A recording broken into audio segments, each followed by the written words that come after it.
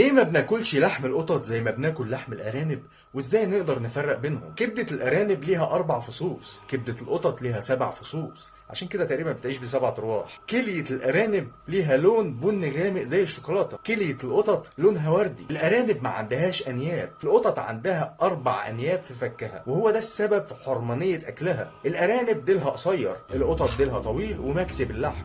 الارانب ليها 12 ضلع، القطط ليها 13 ضلع. يا ترى بقى ايه اكتر نوع لحمه حلال بتحبوا تاكلوها؟ ما تنسوش اللايك والاشتراك.